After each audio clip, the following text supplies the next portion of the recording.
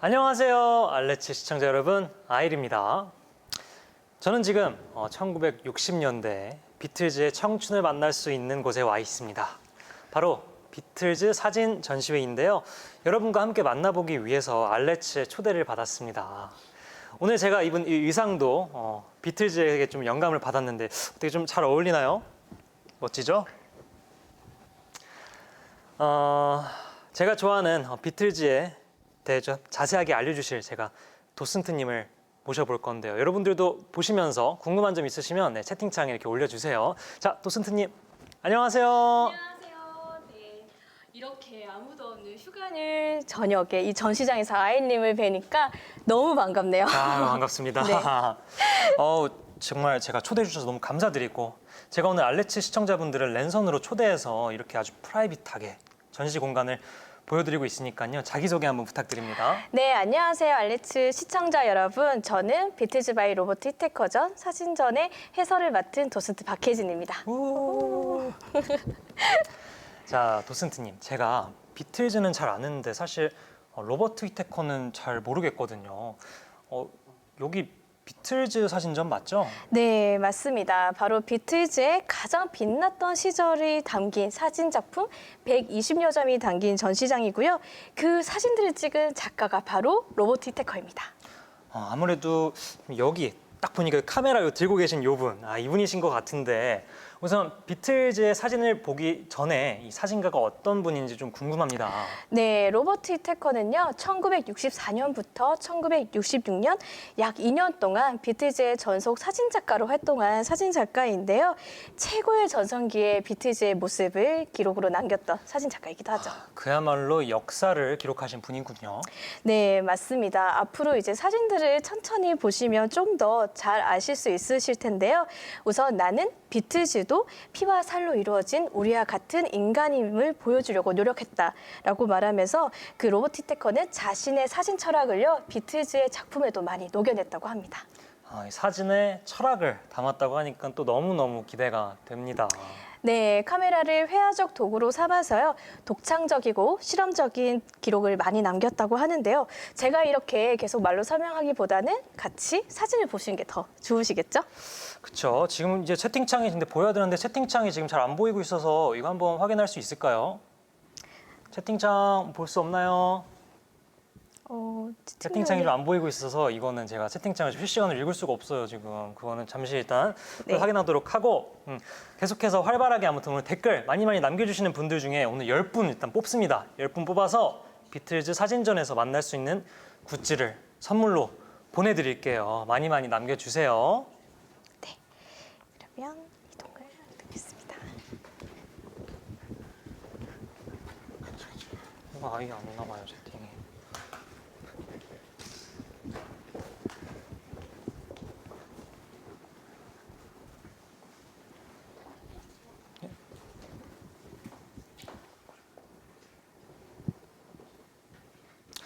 도슨트님, 비틀즈는 언제 나오는 거죠? 이분은 비틀즈 멤버가 아니신 것 같은데요? 네, 비틀즈를 소개하기 전에 딱 한 명의 인물을 좀 더 소개를 하고 넘어가도록 하겠습니다. 혹시 그러면 이분은 누구시죠? 네, 바로 비틀즈를 세계적인 밴드로 만들어낸 장본인인데요. 혹시 아시겠어요? 이분이 그 정말 유명하신 분이잖아요. 그 비틀즈의 매니저? 들어본 적 있는 것 같아요. 클럽에서 공연하던 비틀즈를 발굴하신 장본인이시죠? 네, 맞습니다. 바로 사진가 로버트 히테커는요, 이렇게 앱스타인이었던 그 매니저 이름이 로버트 히테커가 만났던 브라이언 앱스타인이 바로 이 비틀즈의 매니저였습니다. 그와의 만남을 통해서 이제 로버트 히테커가 많은 사진 작품들을 남길 수가 있었는데요. 근데 이 사진가와 매니저가 어떻게 만나게 된 걸까요? 네, 1964년도에는요, 비틀즈의 인기가 하늘을 치솟고 있었습니다. 그래서 히테커도요, 이 비틀즈의 뉴스를 전하기 위해서 기자와 함께 호텔에 참여를 하게 되는데요. 그 당시 호텔에는요, 이 비틀즈를 보기 위해서 몰려든 수만 명의 팬들과 수백 명의 기자들이 몰려 있었다고 합니다. 그러면 처음에 이제 히테커도 비틀즈를 뉴스에 내보내기 위해 사진을 찍으러 왔던 거군요. 네, 그랬다면 좀 우연한 만남은 아니었겠죠. 그 당시에 몰려든 많은 사람들은요, 바로 이 모두 비트즈만 보려고 몰려들었던 사람들이라고 말씀을 드렸잖아요. 네네. 그래서 오히려 이 매니저를 인터뷰를 한 사람들은 없었던 거죠. 그래서 로버트 히테커는 매니저의 방으로 몰래 찾아가서 그를 인터뷰를 하게 됩니다. 아니 그러니까 스타의 매니저를 촬영하는 네. 신선한 발상이 만남을 좀 이렇게 만들어낸 거군요. 네, 맞습니다. 매니저인 앱스타인은요, 비트즈가 떠나기 전에 찍은 사진을 보여달라고 요청을 했었다고 하는데요. 그러면 혹시 이 사진이 바로 그 사진인가요? 네, 바로 그 앱스타인이 좀 반한 사진이라고 설명드릴 수가 있는데, 로버트 히테커가 이 촬영한 사진을 인화하던 과정을 겪으면서 이 앱스타인 얼굴을 보니까 세계적인 밴드로 만들어낸 그 비틀즈의 매니저의 위상이 느껴졌다고 합니다. 그래서 히테커의 눈에는요, 이 앱스타인이 현대적인 로마의 황제 같은 얼굴로 느껴졌다고 하는데요. 그래서 그의 얼굴에는 월계수관을 입혀줘도 괜찮겠다라는 아이디어가 떠오르게 된 거죠. 아 그러면 여기 이 깃털이 지금 월계수 잎을 상징하는 거군요? 네, 하지만 스튜디오에는 그 월계수가 없었기 때문에 이렇게 공작, 깃털로 그 작품을 만들어내게 되었다고 합니다. 아니 사진이 굉장히 잘 나온 거 보니까 매니저분이 정말 좋아하셨을 것 같아요. 네, 히테커의 이렇게 독창적인 흑백 인물화에 매료되었던 그 앱스타인은요, 더 많은 작품을 보여달라고 요청을 했고요. 그 로버트 히테커는 자신의 작품이 전시 중이었던 멜버른의 현대미술관으로 그를 초대하게 됩니다. 그래서 그 앱스타인은 그에 좀 화답하는 의미로 비트즈의 공연 티켓을 주게 되는 거죠. 그렇게 해서 좀 만남이 성사되었고, 그 후로 이제 비트즈 사진을 계속 찍게 되었다고 합니다. 그러면 사실상 우연을 만들어내기 전에 이 역시 로버트 히테커의 실력이 뒷받침되었던 거네요. 네, 그렇죠. 그렇게 비트즈와 함께 항상 일거수일투족을 함께한 로버트 히테커는요, 화려함에 가려진 4명의 멤버들의 진실한 모습을 자신만의 열정으로 표현한 작품들을 발표하게 되는데요. 그 작품들을 바로 이 전시장에서 만나보실 수가 있습니다. 지금 이 전시 티켓이 알레츠에서 판매가 되고 있는 거죠? 네, 맞습니다. 이 랜선 전시 투어 당일 밤 11시까지만요. 2인권을 약 23% 할인된 23,000원에 아이고야. 구매하실 수가 있습니다. 지금 랜선 투어를 같이 즐기시면서 저와 사진을 미리미리 보고 친구와 같이 오셔서 직접 도슨트가 되어 보셔도 좋을 것 같습니다. 두 분 지금 막 채팅창에 채팅창 보여요 이제 막 도슨트님 딕션 미쳤다고 막 하시고요. 아이고 막 홈쇼핑 같아요 이런 네. 분들 랜선 투어 좋아요. 아유 또 이러신 많은 반응들이 있습니다. 자. 그럼 본격적으로 이제 비틀즈를 만나러 가기 전에 저희가 또 이제 선물을 드릴게요. 자, 도슨트님이 퀴즈를 하나 좀 내주세요. 네, 문제 나가겠습니다. 다음 중 비트즈의 멤버가 아닌 사람은 누구일까요? 1번 폴 맥카트니, 2번 존 레논, 3번 링고 스타, 4 아일, 5 조지 해리슨.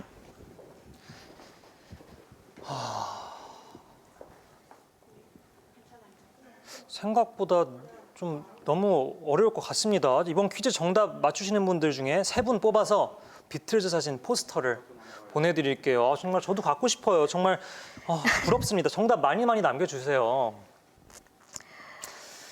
자, 정답을 너무 많이 지금 정답이 지금 이게 쉬웠나 봐요. 정답 너무 많이 지금 올라오고 있습니다. 정답은 4번 아일이었습니다. 저는 비틀즈가 아니라 많이 헷갈리셨겠지만 전 호피폴라의 멤버입니다. 네, 제가 그러면 3분을 뽑으면 되는 거죠? 네네. 지금 정말 많은 분들이 답을 알려주셔서 지금 아이디를 불러드리도록 하겠습니다. GMLD EYEY 그리고 GRAF. 야, 이거 근데 지금 한 명 아이디 분이 자꾸 계속 입력하시는 분들 책금 들이세요. 이거 너무 자꾸 이렇게 하면 반칙이에요. 네, 아무튼. 방금 이분들께 저희가 로버트 히테커가 찍은 비트즈 사진의 포스터를 보내드리도록 하겠습니다. 정말 부럽습니다. 포스터 정말 비틀즈 포스터는 방에 붙여놓기만 해도 정말 분위기 있거든요. 자, 축하드리고요. 지금 화면 위에 메일 주소가 하나 이제 뜰 겁니다. 이 메일 주소로 배송 정보를 보내주시면 되겠습니다. 네, 많은 분들이 정답을 맞춰주시긴 했는데요. 정작 비틀즈는 1960년대에 활동을 했었기 때문에 그들의 20대 얼굴은 잘 모르실 것 같아요. 그렇죠. 그러면 좀 멤버들 한 명씩 좀 소개해 볼까요? 네, 좋습니다. 그러면 바로 비틀즈의 시초였던 커리맨부터 시작을 하도록 할까요? 네, 선글라스. 자, 여러분 선글라스 썼습니다. 제가 왜 썼겠습니까? 바로 이런 스타일의 선글라스를 쓰던 인물 바로 존 레논이 시작이죠. 네, 너무 잘 어울리시는데요. 아, 감사합니다. 네, 바로 그 존 레논이 컨트리 음악을 시작하게 되면서 이제 고등학교 시절에 친구들과 밴드를 만들기 시작하는데요. 그게 바로 커리맨의 시작이었습니다. 쿼리맨. 네. 야, 이 학교 이름이 쿼리뱅크라서 스쿨밴드 느낌을 살린 것 같습니다. 네, 역시 진짜 예리하세요. 밴드 이름은요, 좀 시시때때로 바뀌기도 했었는데요. 그러다가 그 친구 중에 스튜어드 서트클리프라는 친구가 밴드로 들어오게 되는데요. 이때 스튜어드가 딱정벌레의 비틀즈와 그리고 음악 용어였던 비트를 합성한 비틀즈라는 이름을 먼저 제안을 오. 하게 되고요. 그래서 우리가 알게 된 이 비틀즈라는 이름은요, 1960년 8월에 공식적으로 정해지게 됐습니다. 정말 또 멋진 그렇게 일화가 있군요. 자, 그렇다면 다른 멤버들은 언제 만난 건가요? 네, 1957년 7월 달에 그 리버풀 성 베드로 축제에서 그 커리맨 밴드가 공연을 하고 있었는데요. 그때 그 존 레논의 친구였던 아이반 본이 폴 맥카트니를 데리고 이 공연장을 오게 됩니다. 그때 존과 폴이 처음 만나게 되는데요. 서로 음악적 재능을 알아보게 되고 둘은 좋은 친구가 되었고요. 그때부터 음악의 길을 함께 걷기 시작했다고 합니다. 자, 여러분들 보세요. 아주 좀 중요한 포인트입니다. 바로 요 선글라스. 예. 이렇게 이런 선글라스 스타일 쓰셨던 분이 또 이제 누구냐? 방금 말씀해 주신 여기 자, 폴 맥카트니. 폴이 바로 이런 스타일을 많이 썼단 말이에요.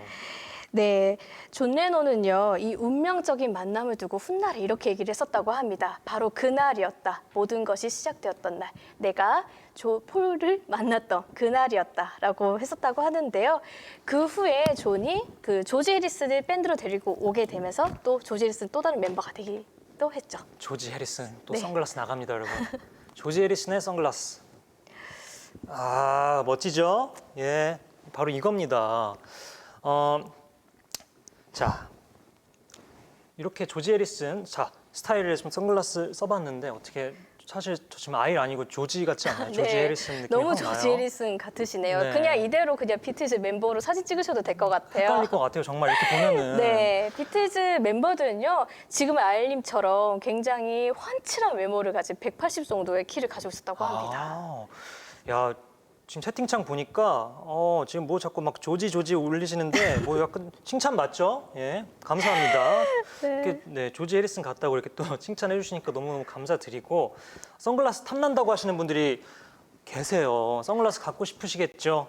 하지만 안 돼요. 이건 제가 가지고 갈 거예요. 이건 제가 가지고 갈 건데 눈치채셨겠지만 자, 이 멤버별 선글라스도 라이브 방송을 보면서 오늘 활발하게 댓글 남겨주시는 분들께 딱 한 분 선물로 드리도록 하겠습니다. 네, 댓글 많이 남겨주세요. 네, 모두 끝까지 놓치지 마시고 댓글을 오늘 많이 남겨주셔야 해요. 링고스타를 제가 빼먹었네요. 자, 링고스타. 네. 아유, 감사합니다. 이 환경이 바로 링고스타. 저는 링고스타님을 또 개인적으로 좋아하는 게 굉장히 묵직하신 이미지가 있어요. 네. 항상 이렇게 묵직하게 드럼 치시는데 또 어떤 스타일이냐? 또 이제 이런 네. 선글라스를 끼고 자, 여기 계시죠? 여기 뒤에 딱 뒤에 계시잖아요. 벌써부터. 바로 링고스타가 가장 마지막으로 합류한 비틀즈의 마지막 멤버였죠. 그렇습니다. 근데 지금 사진들을 옆에도 보시면 아일님도 이렇게 착장을 하시기도 했지만 네네. 비틀즈 멤버들이 굉장히 멀끔한 수트를 다 입고 있죠. 그게 비틀즈의 트레이드 마크잖아요. 네. 이 멀끔한 수트와 바가지 머리 헤어. 네. 그렇죠? 그때 이제 이 비틀즈를 좀 세계적인 밴드로 만든 앱스타인이 음악성을 인정했지만 이들의 외모에 대해서 조금 많은 생각을 했었다고 합니다. 그래서 하나부터 열까지 다 고쳐주기로 했는데요. 그 중에 하나는 또 무대 매너에 대해서 많은 교육을 시켰다고 하는데요.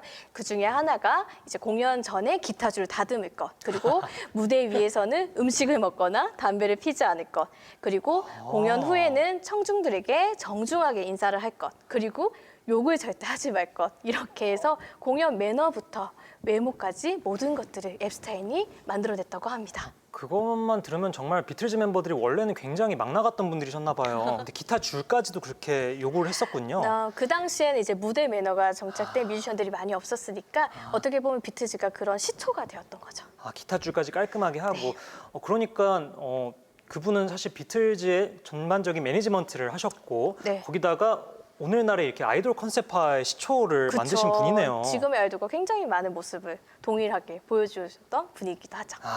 그렇습니다. 그러면 자, 이제 좀 장소를 좀 이동해 보면서 그래서 이 길을 계속 네, 보도록 해볼까요? 하겠습니다.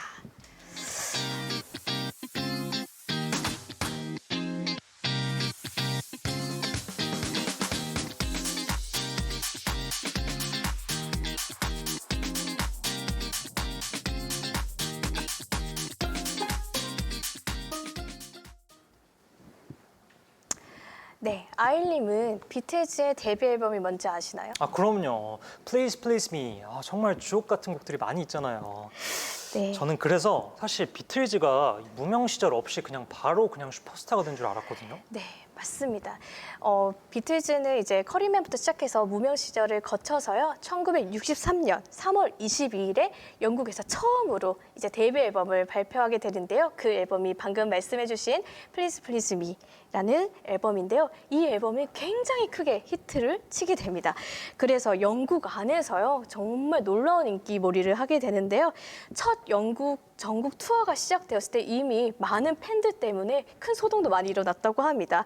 수천 명의 팬들이 비틀즈를 쫓아다니면서 비명을 지르기 시작했는데요.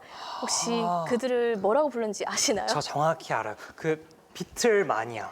네. 네, 지금 BTS 팬분들 이제 아미라고 이제 부르는 것처럼 당시 비틀즈의 팬덤 이름은 비틀 마니아였다고 합니다. 네, 정확히 알고 계시네요. 그리고 그 당시에 영국의 최고의 TV 프로그램이었던 썬데이 런데인 팔라디움이라는 공연에서는요, 막 1,500만 명이 시청을 했었고요. 그로 인해서 그동안 이 비틀즈를 애써 무시했던 보수 언론들과 기성세대들마저 굴복시키고 비틀마니아는 더더욱 확산할 수 있는 계기를 만들었다고 합니다. 이야, 그러면 또 넘어가면서 한번 또 이야기를 이어가 네. 볼까요? 근데 참 기성세대를 굴복시킨 밴드라는 게 어떻게 굉장히 멋있네요. 언제나 사실 그 당시에는 더 어른들이 보수적이었을 것 같은데 네. 이 사진을 보니까 야, 비틀즈가 본인이 커버로 실린 잡지를 보고 있네요. 네, 굉장히 재미있는 작품이죠. 이 당시에 모든 헤드라인 뉴스 이제 일면과 그리고 잡지 커버는요, 바로 이 비틀즈의 일거수일투족이 담겨져 있었다고 합니다. 너무 많은 이제 비틀즈에 관심이 좀 폭발하던 시기였고요. 여기에서 영국에서 큰 인기몰이를 한 비틀즈는 다음에 어디로 갔냐면요, 바다를 건너 미국으로 가게 됩니다. 갑시다. 네. 미국을 향해.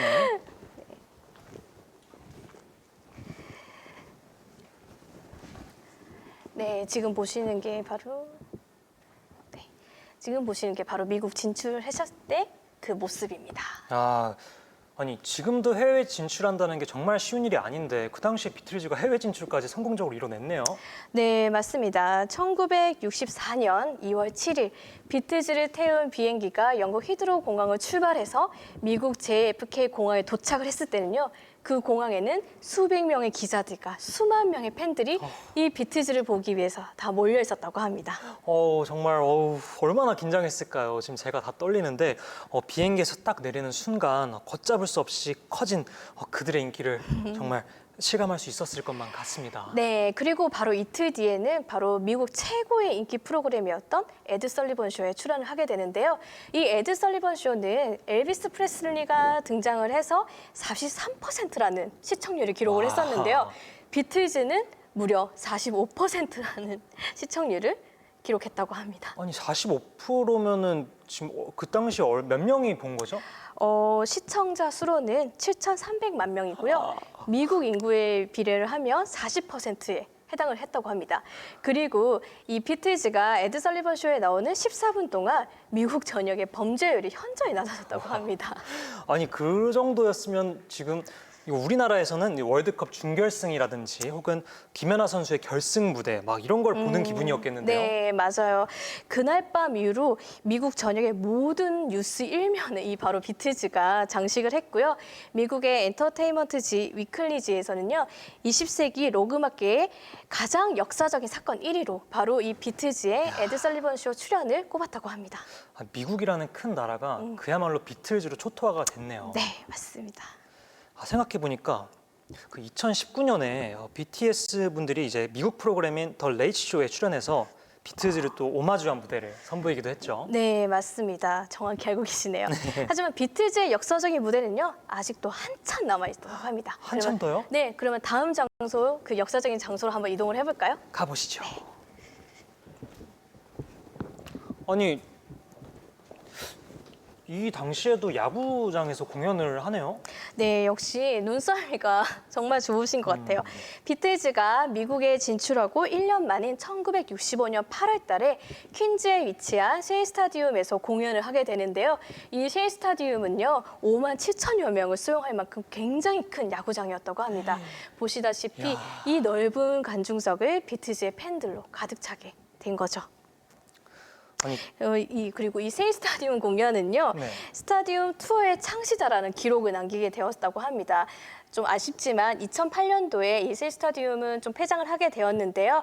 방금 제가 말씀드렸던 그 비틀즈가 미국에 와서 인기를 얻게 된 것을 이제 브리티시 인베이전이라고 하는데요. 그 브리티시 인베이전의 역사적인 기록의 장소로도 모든 사람들에게 남게 되었죠. 야, 정말 들으면 들을수록 정말 놀라운 것들 투성이입니다. 지금 지금 채팅창에서 난리가 났어요. 막 5만 명 우와. 우와. 그리고 와 리민님께서 나도 가고 싶다. PPA님 막 흑백 사진 너무 멋있어요. 막 이렇게 하고 계신데 여기가 근데 지금 이 장소가 어딘지 궁금해하시는 분들이 계신데 도슨트님 이번 전시에 대해서 소개 한번 부탁드립니다. 이곳은 성수 갤러리아 폴의 지하 2층, G층에 위치한 더 서울 라이티움 제3 전시장이고요. 이곳에서 비틀즈와의 로버트 테커 사진전이 8월 29일까지 열리고 있습니다. 지금 보고 계시는 알레츠에서는요, 티켓을 정말 놀랄만한 가격으로 구매하실 수가 가격? 네, 너무 놀랄만한 가격입니다. 2명이서 이 전시를 볼 수 있는데요, 23,000원이면 구매하실 수 있는 그런 할인 혜택을 드리고 있으니까요, 꼭 놓치지 말고 구입하셨으면 좋겠습니다. 네, 오늘 밤 11시까지만 만날 수 있대요, 여러분. 네, 그리고 1인권은요, 엽서 세트와 도록 세트로 구성이 되어 있는데요. 엽서 세트는 1인권 구매와 함께 증정을 하고요. 도록 세트도 같이 구매를 하실 수가 있습니다. 엽서 세트는 무려 30%가 할인된 가격. 30%나요? 네, 12,000원에 구매를 하실 수가 우와. 있고요. 도록 패키지는 25%가 할인된 아이고야. 단돈 3만 원에 구매하실 수가 있습니다. 놓치면 안 되겠죠. 안 놓칠 거예요. 놓치지 않을 거예요. 이 1인권은요, 6월 27일까지 알레츠에서만 만나보실 수가 있으니까요. 꼭 놓치지 마세요. 자, 이쯤에서 또 퀴즈 이벤트를 한번 내볼까요? 아, 네. 이번 전시 비틀즈 바이 로버트 휘테커 셔터 속 빛나는 청춘의 기록.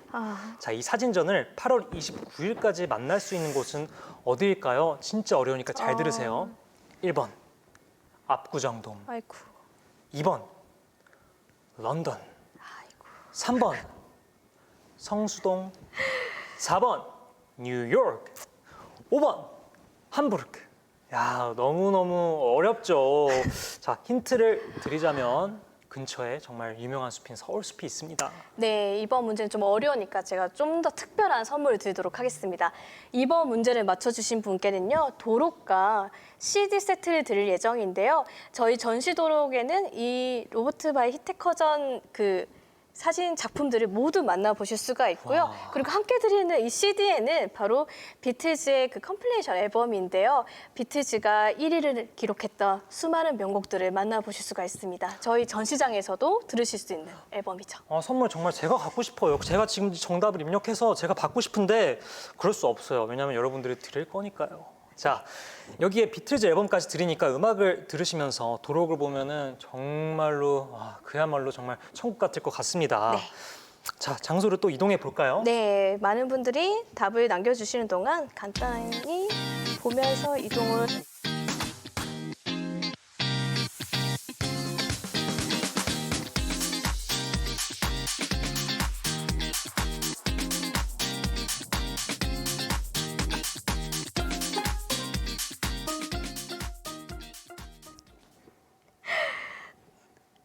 정답이 너무 많이 나오는데 이번에는 아일님이 뽑아주세요. 자, 지금 중복하시는 분들 제외합니다. 자, 네, 갑니다. 정답은 자, 성수동입니다. 맞습니다. 네. 자, 사라님, SARA님 뽑혔고요. 그리고 또 봅니다. 네, 그리고 숫자 166님 뽑았고요. 그리고 한 번 더 뽑을 수 있죠, 한 분 더.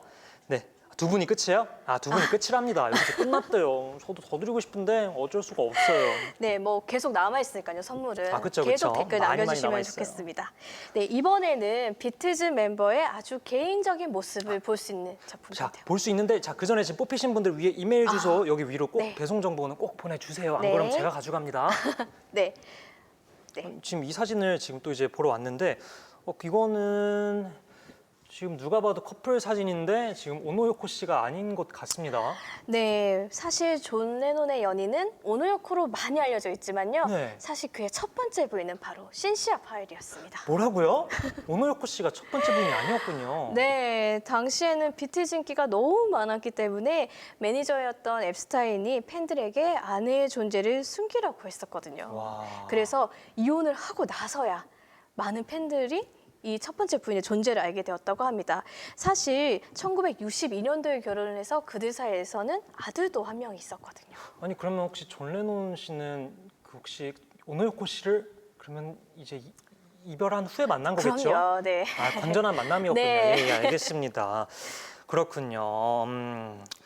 근데 이거를 집까지 가서 그러면 직접 촬영을 하신 건가요? 네, 비틀즈 멤버들과 굉장히 친하게 지냈던 로버트 히테커는요, 이렇게 존 레논 집에 자주 들려서 그들의 행복한 일상 시간을 또 기록으로 남겨주었다고 합니다. 덕분에 저희도 이런 숨겨져 있던 첫 번째 부인의 모습도 볼 수 있는 그러니까요. 거죠. 정말 네. 와 이런 작품을 또 어디 가서 보겠습니까? 이 전시 너무너무 재밌습니다, 여러분. 사실 비틀즈가 초반에는 굉장히 음악적으로 뭔가 베이베라든지 Girl, Love 이런 것들을 많이 했는데 뭐 이런 단순하고 밝은 사랑 이야기를 담았는데 당시 팬들의 공감대를 형성하려면 상업적으로 좀 이미지를 만들어내야 했었잖아요. 네, 역시 스타의 길은 멀고도 험한 것 같습니다. 한국 비트즈 팬클럽도요, 아주 팬덤이 두터운데요. 이번 전시를 위해 올해부터 소장하고 있었던 비트즈 전집의 실물과 잡지, 굿즈들을 같이 볼 수 있도록 소장품을 또 보내주셨어요. 네, 이번 전시장에 오시면 보실 수가 있습니다.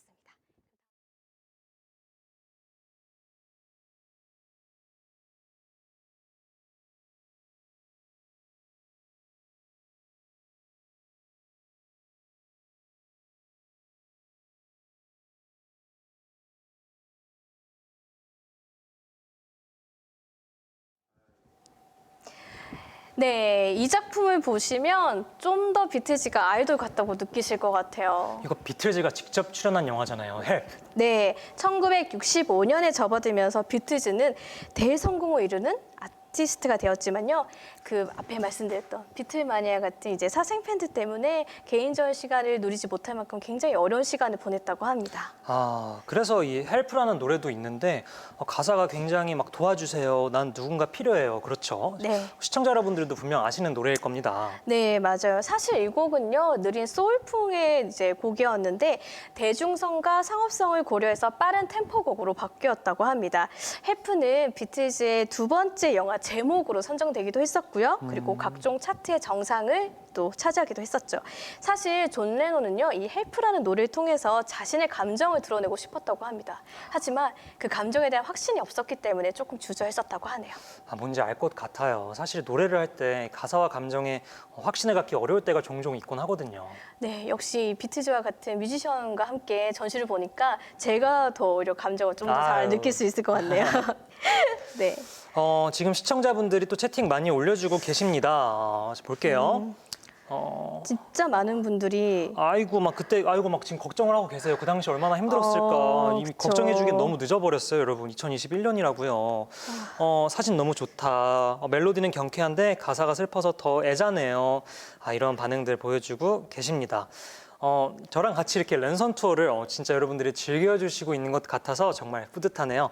채팅창 보니까 비틀즈의 영화를 보신 분들이 꽤 많네요. 네, 비트즈가 출연한 영화인 Hard Day's Night과 헬프 그 감독님이 또 이런 얘기를 해줬다고 합니다. 그 영화 촬영을 하는 4주간 동안 그 스튜디오에서 틈만 나면 이 폴 맥카트니가 피아노 앞에 가서 좀 무의미한 음악을 이제 연주하면서 노래를 불렀는데 그 네. 가사가 스크럼블 에그였다고 합니다. 스크램블 어떤 멜로디였을까요? 막 스크램블 뭐 이렇게 불렀을까요?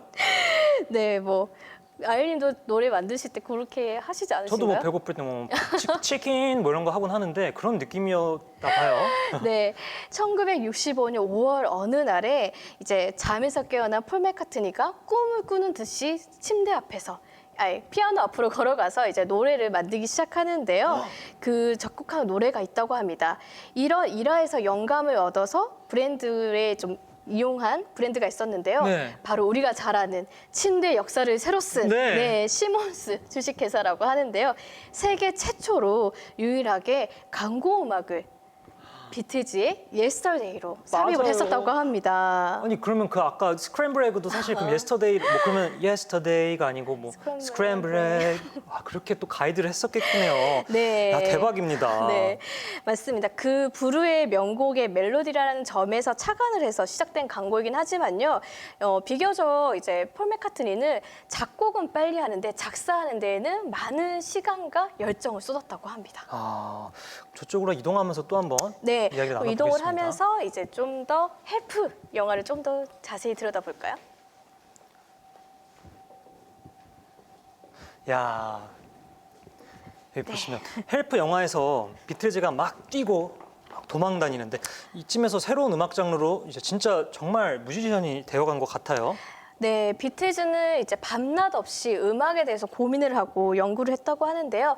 이전에는 사랑에 대한 가사를 많이 썼다고 하면 이때부터는 인생에 대한 고민을 엿보이는 그런 가사들을 썼다고 합니다. 이때부터였을까요? 비틀즈 음악이 조금 더 세계관을 갖게 된 게? 네, 그렇죠. 폴 맥카트니는요, 단순히 사랑이라는 주제를 벗어나서 좀 독특한 주제를 설정하고 싶었다고 합니다. 그렇기 때문에 더 어려운 시간을 보내기도 했었다고 하는데요.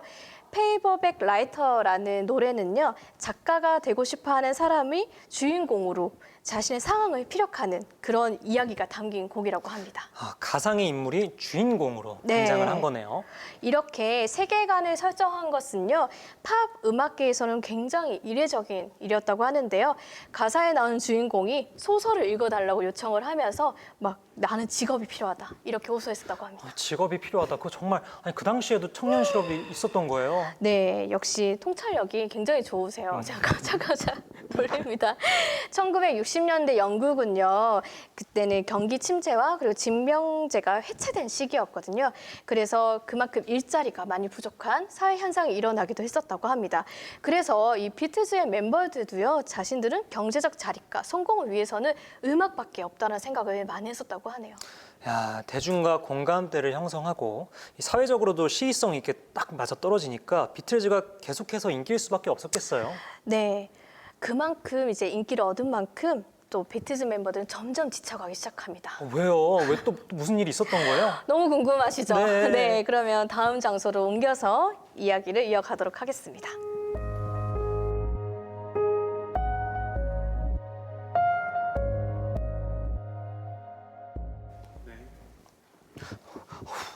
뭐예요 이거? 여러분 이 사진 보이세요? 정말 여기 뭐 정육점인 것 같기도 하고 정말 무섭기도 한데 여기 보면은 막 목이 막 잘려있는 인형을 들고 있고 고기도 네. 막 이렇게 들고 있어요. 정말 뭐 맛있게 보이기도 하고 무섭기도 하고 그런데 어떻게 된 거예요? 네, 일명 도살자라고 불리는 이 사진은요, 비틀즈의 9번째 앨범이었던 Yesterday and Today의 앨범 커버로 촬영된 사진입니다. 지금 아일 씨가 놀란 것만큼 그 당시에도 굉장히 센세이션한 작품이었는데요. 그 이유가 정육점에 가면 이렇게 흰색 가운을 입은 사람들을 볼 수가 있었고요. 지금 보시기 좀 희귀한 약간 뭐 목이 잘린 인형이라든지 고기를 볼 수 있었기 때문에 그 당시 대중들에게도 굉장히 충격이었다고 합니다. 근데 대체 이렇게 찍은 건 혹시 설마 휘테커 씨가 또 시킨 걸까요? 네, 맞습니다. 이 사진을 찍게 된 데는요, 로버트 히테커의 개입이 있었다고 합니다. 그때 당시에 히테커는요, 그 비틀즈 팬들의 강적인 모습에 조금 많이 놀랐었다고 하는데요. 사람들은 아픈 사람들을 데리고 비틀즈 앞에 가서 낫게 해달라고도 아이고. 하고 옷길만 스치게 해달라고도 막 얘기를 했었다고 합니다. 그렇기 때문에 비틀즈 멤버들은 그로 인해서 굉장히 큰 스트레스에 시달렸다고 합니다.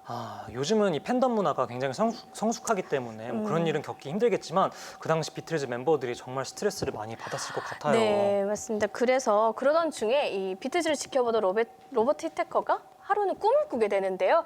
바로 비틀즈 공연장에서 비틀즈 팬들에 의해서 이 비틀즈가 살이 찢겨나가는 꿈을 꿨다고 야. 합니다.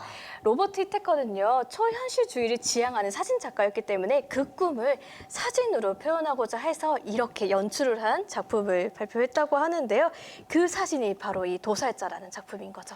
그러니까 비틀즈도 역시 우리와 똑같은 사람이다. 우리는 살과 피로 이루어진 인간이다라는 걸 보여주고 싶었군요. 맞습니다.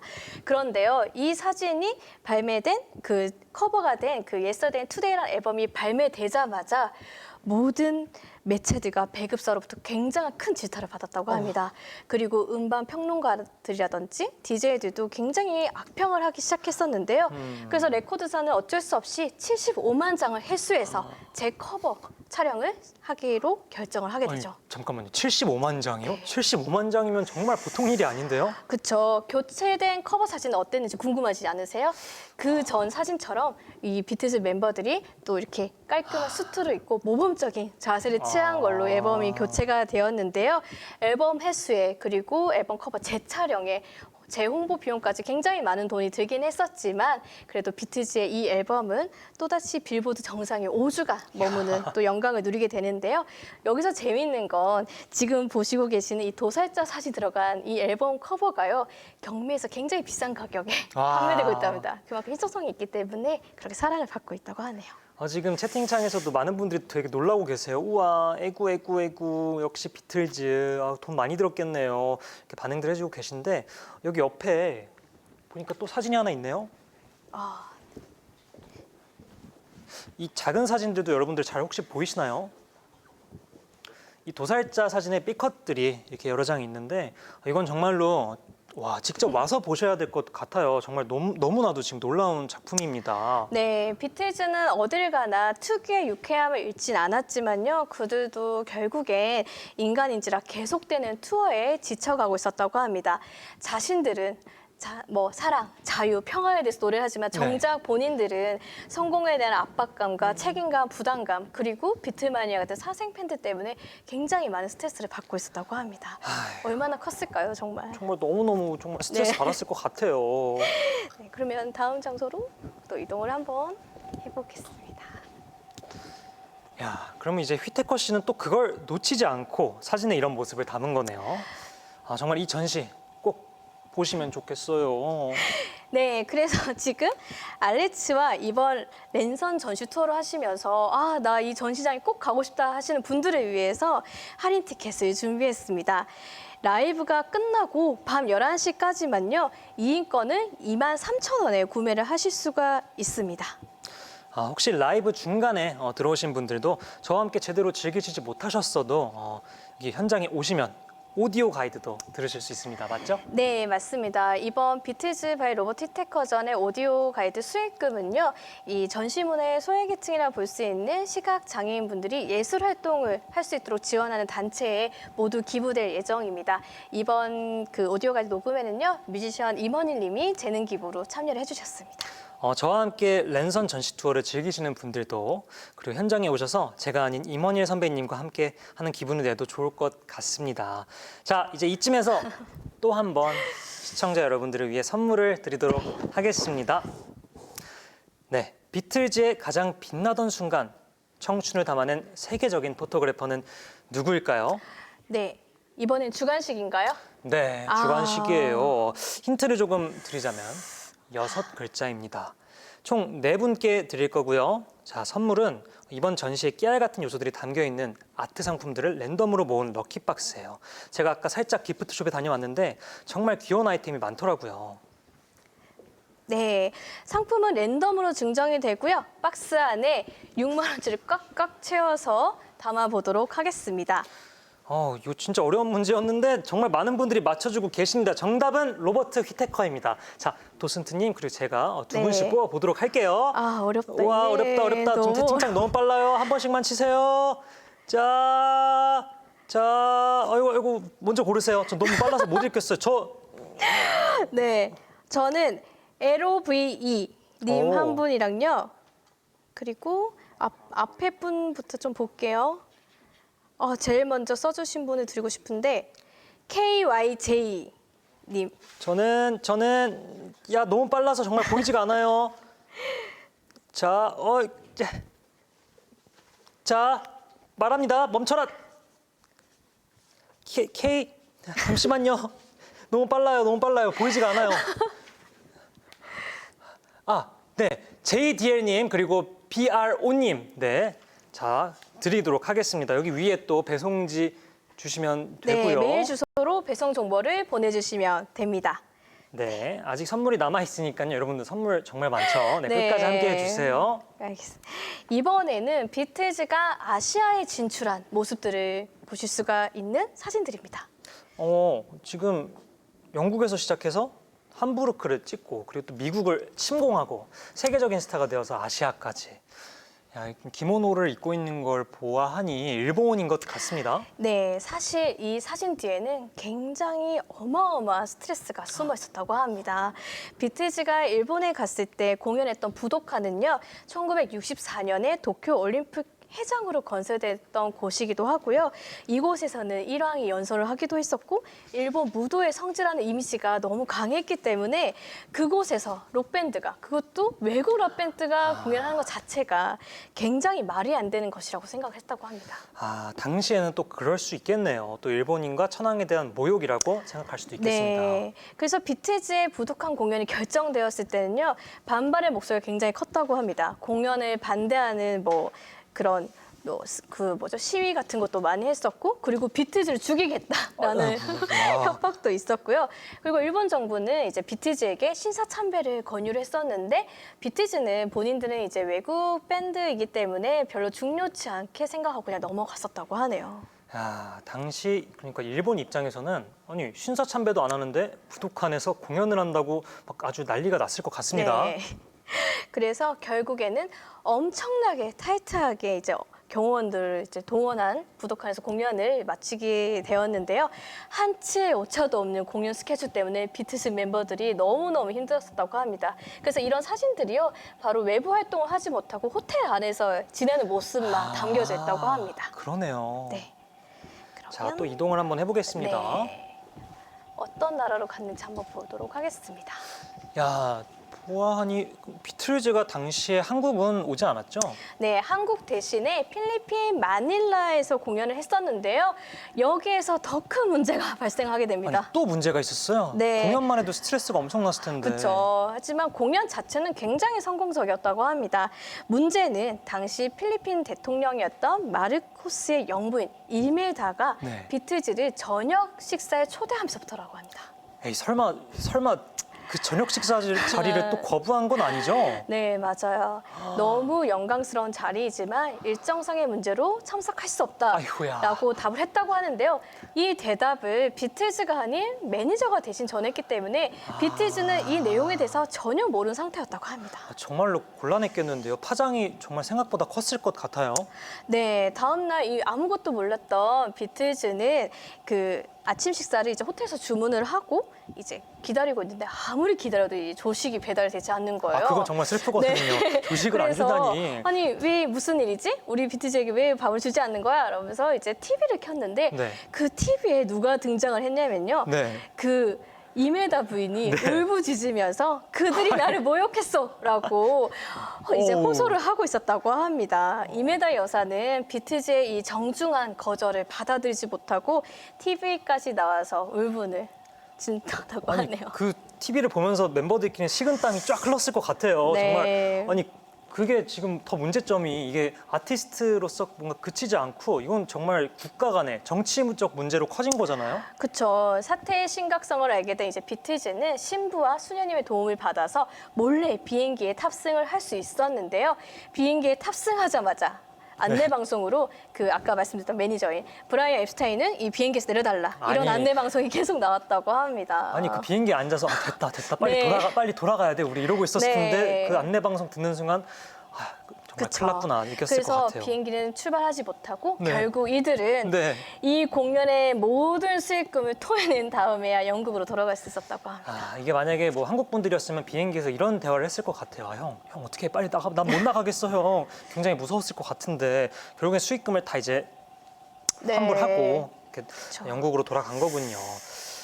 아, 근데 이 사진에 보이는 비틀즈의 모습들은 사실 너무나도 이렇게 천진난만하고 막 즐거워 보이고 그런데 그 뒤엔 또 그들이 감당하기엔 너무나 또 큰 압박감과 스트레스들이 있었을 것 네. 같네요. 모든 인기와 영광을 누렸던 비틀즈긴 하지만 이제 인간 비틀즈로서는 굉장히 힘든 시련의 시간을 맞이하게 되고 이러한 크고 작은 사건들로 이제 겪으면서 멤버들 간의 불화가 있었다고 합니다. 그러면서 서서히 이제 해체의 길로 접어들게 되는 안 돼요. 거죠. 정말 그럼 런던 그 한가운데에 그 있잖아요. 그 옥상? 건물 네. 옥상에 있던 그 콘서트가 그 마닐라 콘서트 이후였던 거네요? 네, 맞습니다. 그 영상 혹시 보셨죠? 그럼요. 네, 좀 유명한 이제 영상이기도 한데요.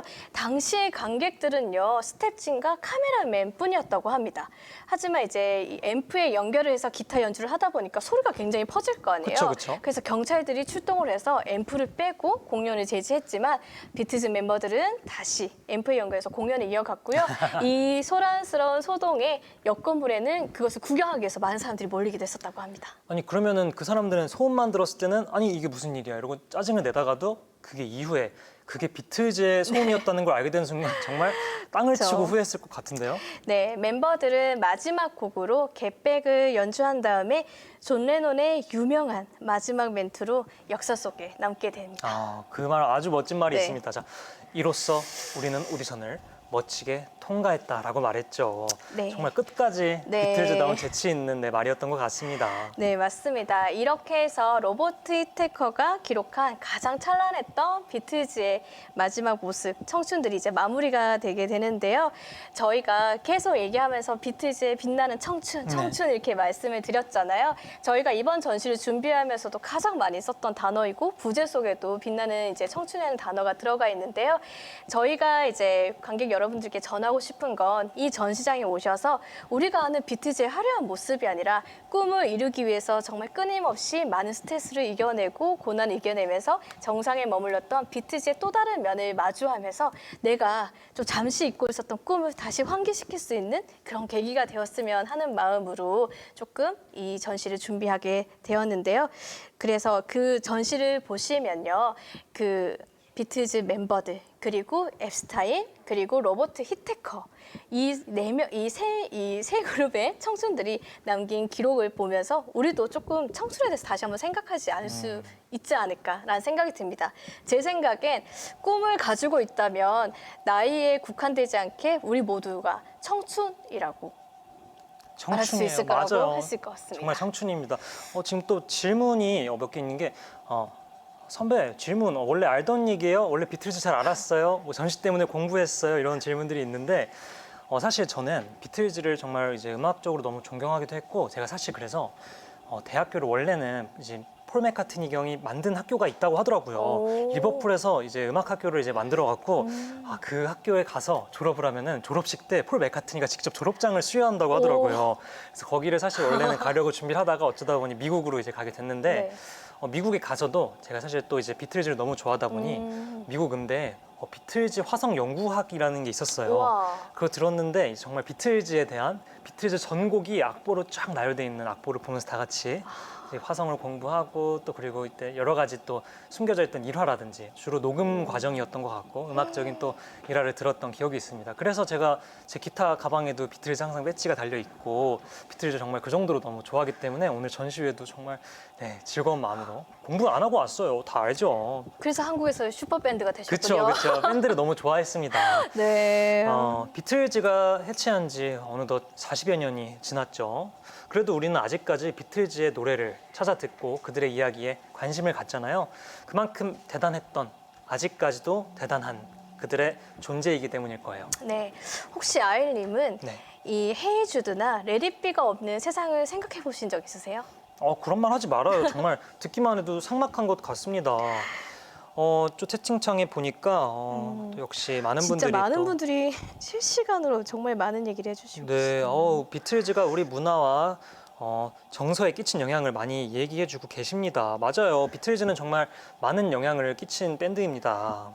네, 아일님은 앞에도 말씀해 주시긴 했지만 이 전시를 조금 어떻게 보셨는지 좀 궁금해요. 사실 제가 나름 비틀즈를 좋아하고 비틀즈를 공부했다고 했지만 사실 이런 몰랐던 부분이 정말 이 전시회에 가득한 것 같아요. 전 비틀즈에 대해 음악적으로 공부했지 이렇게 뭔가 사적인 모습들 그리고 또 이렇게 연습하는 사진들 이건 정말로 음악하는 사람들뿐만 아니라 모두가 와서 보는 건 정말 그냥 사진전을 본다는 것만으로 끝나지 않고 정말 공부가 될 것 같고 정말 여러 가지 의미가 있는 전시회가 될 것 같습니다. 그리고 무엇보다 그들의 찬란했던 시기를 기록한 로버트 휘테커가 정말이지 최고의 사진작가로 불릴 만한 것 같습니다. 이제 끝날 시간이 왔는데 이대로 끝내긴 전 너무 아쉬우니까 네. 제가 여러분들을 위해서 비틀즈 노래를 짧게 좀 준비를 했어요. 짧게 커버로 좀 들려드리도록 하겠습니다. 네, 많은 분들이 이 순간을 다들 기다리고 계시는 것 같은데요. 제가 그러면 잠시 준비하는 동안 우리 도슨트님께서 랜선 전시 투어를 함께 해주신 분들께 마지막 선물을 좀 네. 드리면 좋을 것 같아요. 네, 여러분 저는 잠시 후에 돌아오도록 하겠습니다. 감사합니다. 네. 자, 그럼 오늘 마지막 선물은요. 아까 아일님이 차례대로 이렇게 착용을 하셨던 이제 선글라스 세트를 드릴 건데요. 200개 한정판으로 나온 39만 9천 원짜리 제품입니다. 지금 채팅창에요. 가장 좋아하는 비틀즈의 노래를 남겨주세요. 이번에는요, 정답이 없습니다. 아일님이 불러주셨으면 하는 노래도 좋고요. 여러분들이 즐겨 부르시는 노래를 적어주셔도 좋습니다. 비틀즈의 음악을 생각하시면서 이번 전시를 함께 하시면 너무 좋겠죠. 네, 지금 댓글을 보니까 저도 좋아하는 노래를 굉장히 많이 올려주고 계시대요. 잠시만요. 레디비, 헤이주드, 네. 저도 레디비를 굉장히 좋아하는데요. 레디비가 한국 이 노래가 발매된 지 51주년이 됐다고 합니다. 참, 이 한국에 정말 이렇게 반세기가 넘는 시간 동안 사랑을 받는 거 정말 대단한 것 같은데요. 네, 여기서 이제 한 분을 제가 뽑도록 하겠습니다. 그 전에 알레츠에서 준비한 스페셜 티켓 할인 혜택에 대해서 다시 한번 말씀을 드리면요. 특히 2인권, 제가 말씀드렸던 2명이 볼 수 있는 전시 23,000원권은 이번 랜선 전시가 끝나는 밤 11시까지만 만나보실 수가 있습니다. 그리고 1인권은요, 6월 27일까지 알레츠에서만 만나보실 수 있으니까요. 그때까지 이번 기회 꼭 놓치지 마셨으면 좋겠고요. 그러면 저는 댓글 중에 한 분을 뽑도록 하겠습니다. 아이디 BEA 님 보내주시면 될 것 같고요. 네, 이분께 한정판 비틀즈 선글라스 세트를 드리도록 하겠습니다. 축하드리고요. 지금 화면창에 보이는 메일 주소로 배송받을 주소를 남겨주시면 됩니다.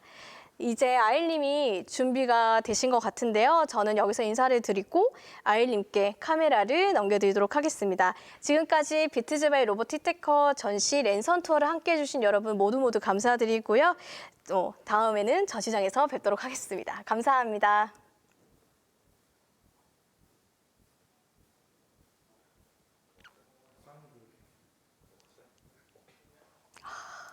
네, 여러분 비틀즈 전시회 잘 보셨나요? 제가 비틀즈를 잠깐 추억하기 위해 여러분들을 위해 노래를 짧게 준비했는데요. 비틀즈의 명곡 Let It Be 들려드리도록 하겠습니다. 그럼 저는 이만 불러가겠습니다. 감사합니다.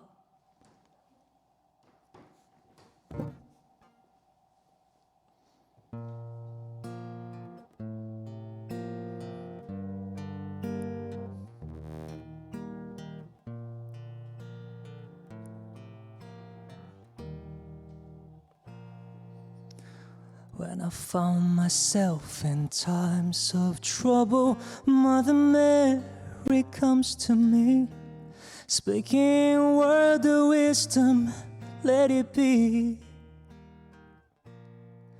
And in my hour of darkness, she is standing right in front of me, speaking words of wisdom, let it be.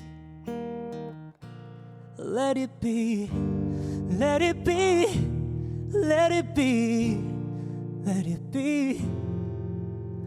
Whisper words of wisdom, let it be. Let it be, let it be, let it be.